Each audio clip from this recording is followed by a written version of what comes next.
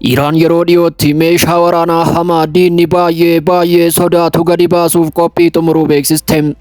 Ajajaan humna galaanaa Iraan Riir Admiiraal Shaharaam Iraanii akka jedhanitti Riippaabilikni Islaamaa yeroo dhiyootti meeshaa waraanaa baay'ee sodaatamu waliin diina qunnamti jedhaniiru.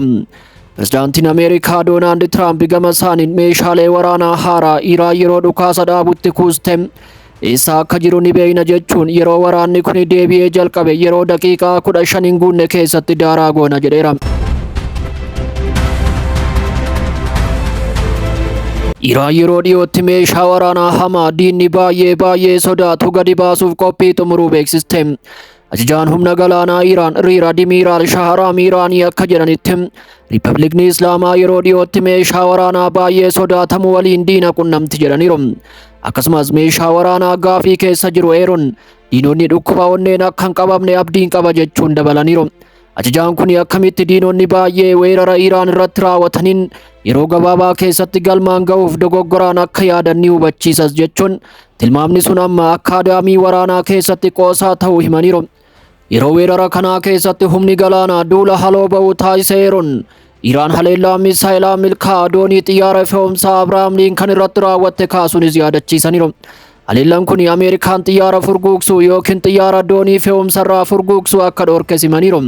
Gama biraan gorsaa olaanaan hoogganaa warraaqsa Islaamaa Ayatollah Sayyid Mujtabaa Kaamini weerarri haaraan Iraan irratti raawwatamu Ameerikaaf balaa guddaa akka ta'e himaniiru.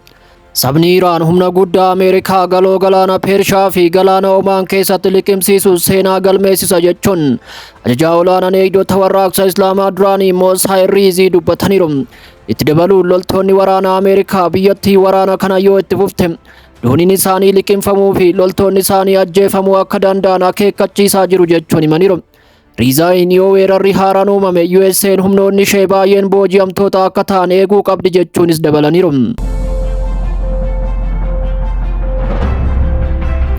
Pirezidaantiin Ameerikaa Doonaald Tiraamp gama isaaniin meeshaalee waraanaa haaraa Iraan yeroo dhukaasa dhaabutti kuuste eessa akka jiru ni beekna jechuun yoo waraanni kun deebi'ee jalqabe yeroo daqiiqaa 15 hin guunne keessatti daaraa goona jedheera. Tiraamp yeroo dhukaasa dhaabuu kanatti wantoota sasalphaa tokko fidanii dhufuu danda'u jechuun eessa akka jiru sirriitti beekna jechuun ibse.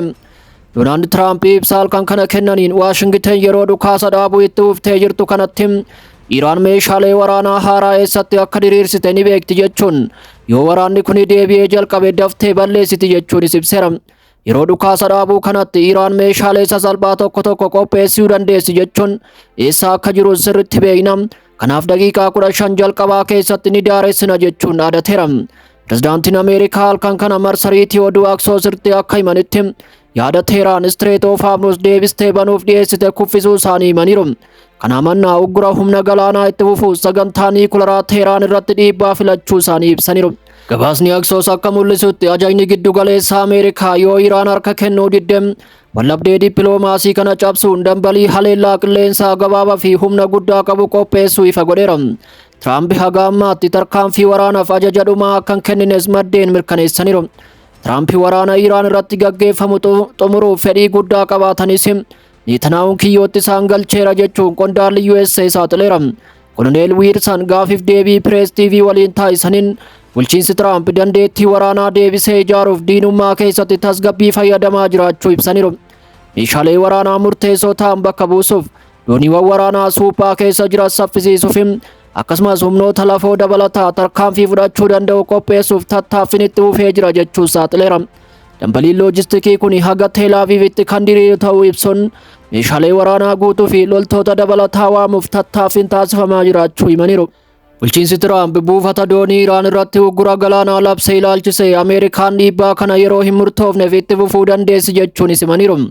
Haa ta'u malee haga barbaachisaa ta'etti waliigaltee Teheraan waliin ta'uu danda'uuf carraa kennuuf qofa ta'uu himeera. Doonaald Tiraamp waraana keessaa karaa bahiisaa barbaaduuf injifannoo labsuuf akkasumas waraana kana xumuruuf fedhii guddaa qabaatus Netanyahuun garuu kiyyootti isaan galcheera jechuun hubachiisaniiru. Qondaalli USA kun daayinaamiksii waraana kanaa bu'aa filannoo Israa'el dhufaa jiru irratti hundaa'uu akka danda'u seeraniiru.